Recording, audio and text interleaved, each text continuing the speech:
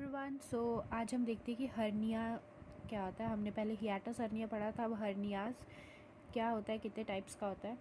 तो hernia basically होता है प्रोट्रूशन ऑफ एन ऑर्गन और the muscle wall of the organ through the cavity. अगर कोई ऑर्गन अपनी कैविटी से बाहर आने लगा, अपनी प्लेस से डिस्प्लेस हो गया, बाहर की तरफ हो रहा है, ठीक है, प्रोट्रूशन हो रहा है, तो उसे कहते हैं हर्निया। डायग्राम से आपको बेसिकली समझ आ जाएगा। जहाँ पे वो नॉर्मली कंटेन होता है, ठीक है, जहाँ पे वो रहना चाहिए, वो ऑर्गन का प्रॉपर प्लेस जहाँ होता है, वो अपने प्लेस से दूसरी जगह डिस्प्लेस हो जाता है, ठीक है, या फिर बाहर को आने लग जाता है, वो ऑर्गन डिस्प्लेस हो गया, that is protrusion. Abnormal protrusion of intestine और अदर एब्डोमिनल ऑर्गन, ठीक है, एब्डोमिनल ऑर्गन कोई भी ऑर्गन्स में हो रहा है, वीकनेस के वजह से या किसी डिफेक्ट के वजह से हो रहा है, दैट इज़ कॉल्ड हर्नियास, ठीक है। तो अब हम देखते हैं कि कितने टाइप का होता है, क्या क्लासिफिकेशन है। इस डायग्राम से आप देख सकते हैं types, that is epigastric, umbilical, inguinal and femoral. अगर आपको पार्ट्स याद होंगे कि कौन सा हर्निया कहाँ पे होता है, तो आपको इजीली याद रहेगा। अम्बिलिकल मतलब इजीली याद रहेगा, अम्बिलिकल रीजन के पास, एपिगैस्ट्रिक स्टमक के पास, इंग्विनल लोअर और फीमोरल बोन के पास, ठीक है। तो इंग्विनल क्या होता है, बेसिकली ग्रॉइन रीजन में होता है, ठीक है, दैट इज़, और थाइज में हो सकता है, दैट इज़ इंग्विनल, ठीक है। ये क्यों होता है, लाइक ओबेसिटी, जो बहुत ज़्यादा ओबेस है, या फिर प्रेगनेंसी, हैवी लिफ्ट के वजह से, इन चीज़ों के वजह से होता है इंग्विनल हर्निया।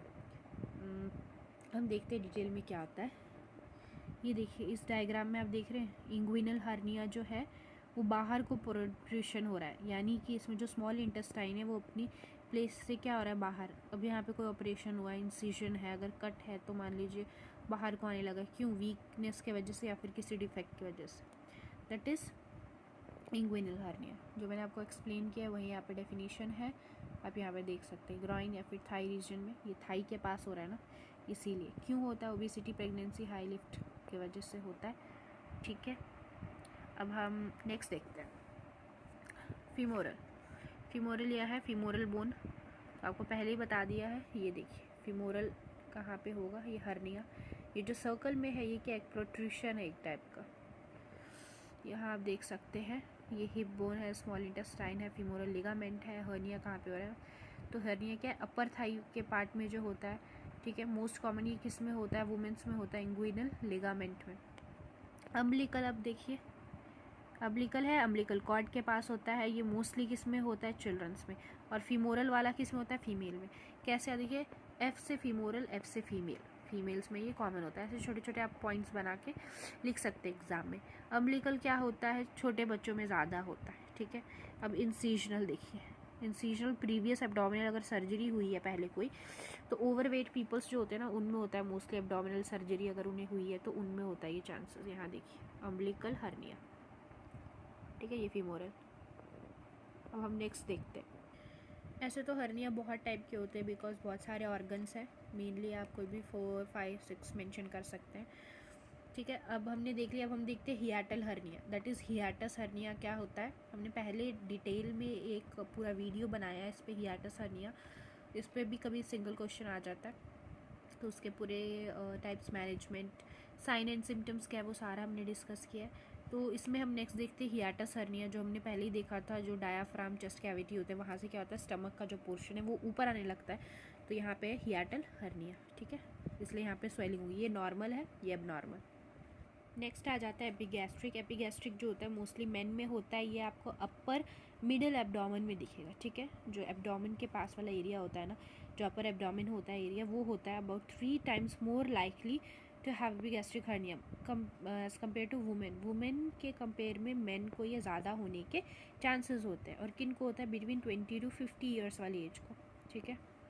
यहाँ आप देखिए इस डायग्राम में आप देख सकते हैं हर्निया सैक टू भी रिड्यूस्ड, ये जो है अपने प्लेस से बाहर आ गया है, तो यहाँ पे क्या है, प्रोट्रूशन हो रहा है, बाहर को आ रहा है, तो ये क्या है, बाहर वाली लेयर जो है, वॉल्स है, उसको बाहर की तरफ पुश करेगा, तो ये कैसा लगेगा, पाउच जैसा लग रहा है। बाकी आता है ventral, obturator, then herniation of the intervertebral disc में भी होता है हर्निया, अब चाहे तो लिख सकते हैं। Then causes and risk factor, यहाँ देखिए ओबेसिटी, हैवी लिफ्टिंग की वजह से, diarrhoea, straining, peritoneal dialysis, chronic obstruction, poor nutrition, smoking या फैमिली हिस्ट्री, अगर किसी को पहले भी हुआ है ना तो उसकी वजह से भी हो सकता है, या फिर अगर किसी को रेस्पिरेटरी प्रॉब्लम है तो बहुत ज़्यादा कफ अगर आप करते हैं, अगर आपको कोई सर्जरी हुई है, इंसिजन हुआ है, ठीक है, सूचर्स है, अब बहुत ज़्यादा कफ की वजह से क्या होता है, सूचर्स खुलने के चांसेस होता है। अगर सूचर खुल जाएंगे तो क्या हो जाता है, जो स्टिचेस लगे हैं वहाँ से क्या होगा, ऑर्गन बाहर आने के चांसेस होते हैं, ठीक है। तो ये भी एक टाइप का common cause and risk factor हो सकता है। हम डायग्नोस्टिक इवैल्यूएशन देखेंगे, इसके लिए अवेलेबल है complete blood count, electrolytes, burn and creatinine level, then urine analysis भी करते हैं। देन आ जाता है अल्ट्रासोनोग्राफी, अपराइट चेस्ट रेडियोग्राफी और सिटी स्कैन अवेलेबल है। देन इसका मैनेजमेंट आप इसको पॉज करके आप लिख लीजिए प्लीज़, मैं डिटेल में इतना एक्सप्लेन नहीं करूँगी, मैं आपको यहाँ पे दिखा देती हूँ। According to the condition, according to the affected area, कौन कौन सा पार्ट है अफेक्टेड, वहाँ पे क्या करना चाहिए, वो सारा है, ठीक है। Femoral, inguinal, umbilical incision, hiatal hernia है तो क्या होगा, तो आप यहाँ पे आराम से देख सकते हैं। उसके बाद आप यहाँ देख लीजिए लैप्रोस्कोपी, क्या एक सर्जिकल प्रोसीजर है जो कि हर्निया को ट्रीट करता है, ठीक है, वो भी आप यहाँ देख सकते हैं। देन रिडक्शन ऑफ हर्निया, ये है पूरा मैनेजमेंट, ठीक है। रिडक्शन ऑफ हर्निया के लिए क्या है, किस पोजीशन में सोना है, सुपाइनो पिल्लो को कैसे रखना है, अंडर हर नीज, ठीक है, अगर नीज है फॉर इंग्विनल हर्निया। उसके बाद सारा आप यहाँ पे वीडियो पॉज करके देख सकते हैं। मैंने बहुत ही इजी लैंग्वेज वाली जो चीज़ें हैं, नोट्स हैं, वो ही मैं आपको प्रोवाइड कर रही हूँ ताकि कोई डिफ़िकल्टी ना हो, तो आप देख सकते हैं। बेसिकली मैं आपको टर्म्स और जो कंडीशन है वो समझाने की कोशिश कर रही हूँ।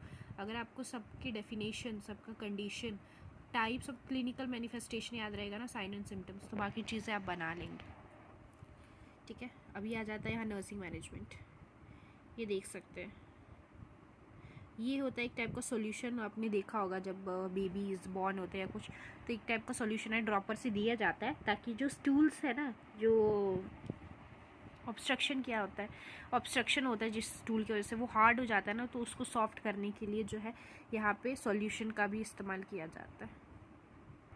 तो ये है प्री ऑपरेटिव केयर। अब हम देखते हैं पोस्ट ऑपरेटिव केयर हम क्या कर सकते हैं। So here is the post operative care, ठीक है। क्लियर लिक्विड डाइट, क्या करना है उनको, क्लियर पेशेंट को इंस्ट्रक्ट करना है कि हार्ड नहीं खाना है, हार्ड डाइट नहीं लेना है, सॉफ्ट डाइट लेना है, ठीक है। बाकी बीइंग इजी एक्टिविटी, वॉकिंग के लिए अवॉइड स्ट्रेंस, अगर कोई हार्ड एक्टिविटी है, बहुत एक्सरसाइजेस है, वो सब के लिए मना करना है, और डीप ब्रीथिंग एक्सरसाइज के लिए इनकरेज करना है, अल्कोहल, स्मोक, ये सब के लिए मना करना है, और nutrition food, nutritive food, more water, healthy lifestyle adopt करने के लिए बेसिकली उन्हें बताना है। देन आप यहाँ पे प्रिवेंटिव मेजर्स भी देख सकते हैं। Thank you for watching. अगर आपको समझ आया हो, आई थिंक आपको समझ आया होगा, I hope so. So please press the bell icon ताकि आपको नेक्स्ट वीडियो मिलती रहे। एंड आपको अगर समझ आया हो कंडीशन क्या है, प्रिवेंटिव मेजर्स क्या है, तो प्लीज़ फॉलो करें ताकि आपको नेक्स्ट वीडियो मिले। And like the video, thank you.